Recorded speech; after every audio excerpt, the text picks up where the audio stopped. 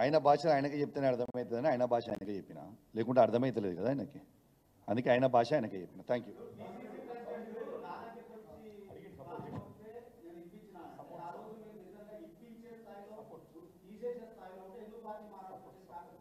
ఎందుకు మారాల్సి వచ్చిందంటే రేవంత్ రెడ్డి గారు ఆ రోజు మీకు ఇంతకుముందు చెప్పినా ఇప్పుడు చెప్తున్నా, రేవంత్ రెడ్డి గారు ఈటల రాజేందర్ గారి దగ్గర 25 కోట్ల రూపాయలు తీసుకొని అమ్ముడు పోయి ఒక కాంగ్రెస్ పార్టీ అధ్యక్షుడిగా ఉండుకుంటూ ఒక ప్రముఖ ఛానల్, మీ ఛానలే, ఒక నిమిషం తీసుకొని రికార్డ్స్ ఆ ప్రముఖ ఛానల్లో, మీ ఛానల్ని ప్రముఖ ఛానల్లో ఇంటర్వ్యూ ఇస్తూ ఈటల రాజేందర్ గెలుస్తారంటాడు. ఈయన కాంగ్రెస్ పార్టీ అధ్యక్షుడు నుండి బీజేపీ క్యాండిడేట్ గెలుస్తారని చెప్పిన తర్వాత పార్టీలో ఎందుకు ఉండాలి భయ్? అవు మోసగాడు కదా, లేట్గా తెలిసింది మోసగాడని తెలిసింది, మోసగాడు చేసిండు. Thank you.